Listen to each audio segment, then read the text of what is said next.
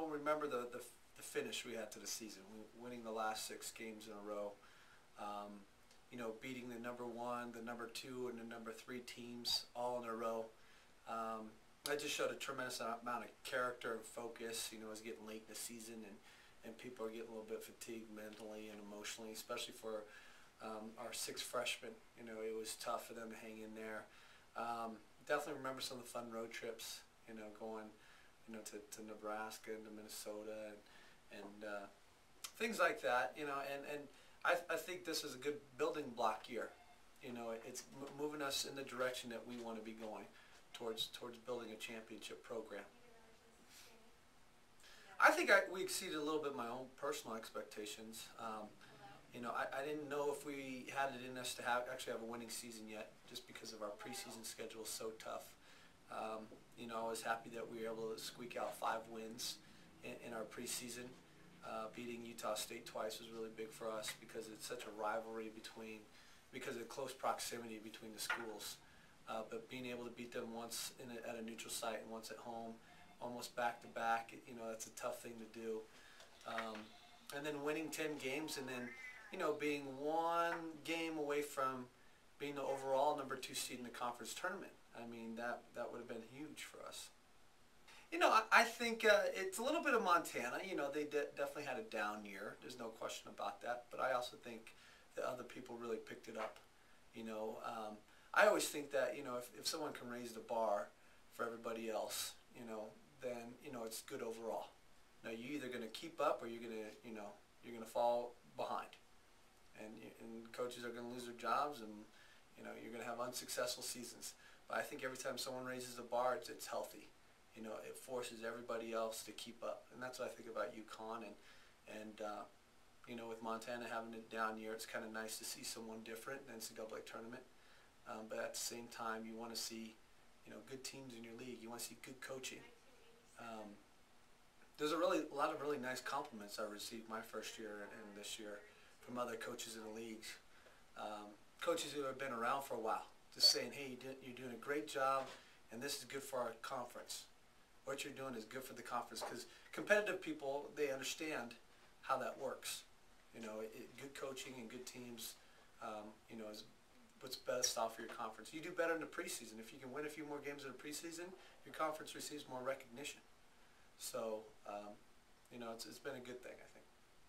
Right now, we'll definitely have 6 sophomores and 4 freshmen. And two seniors, and then we'll probably add a couple of players here late, maybe 1 or 2, maybe. And so we're still going to be very young. But I think the talent is there. I think the athleticism is there. I think we'll have adequate size. You know, it's just how soon we put things together.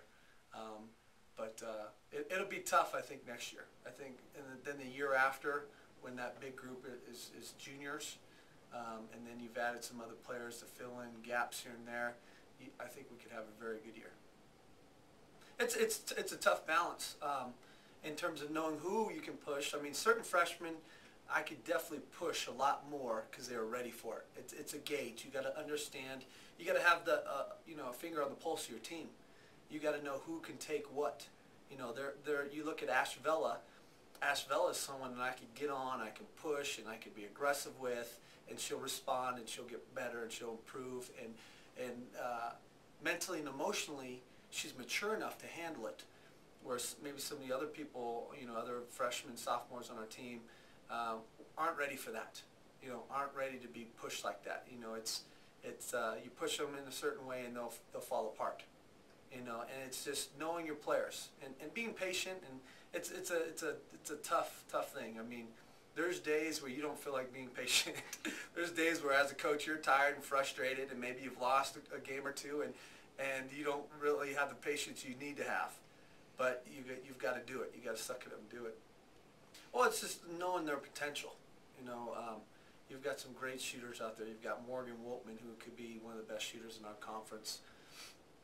You've got Kayla Oaks, who could be one of the most athletic point guards, one of the best on-ball defenders in the conference. You've got Bria Matthews, who's very versatile. You know, she can dribble a little bit, she can shoot. She's got long limbs, she can rebound, she can play in the post a little bit. You've got AJ, Ashley Smith, who can play inside and out. She can shoot the three. And then you've got Shannon Byrne, who could be one of the most talented big players in our league at 6'3", 6'4". She could be the most talented player in our league for that position. And then you've got Ash Vela, who's a starter for us. He could score inside and out, very versatile. So just seeing all that potential and seeing all those little different pieces of things that you can put together to make a good team, it's exciting. But again, it's going to be a test of patience, and it's going to take some time.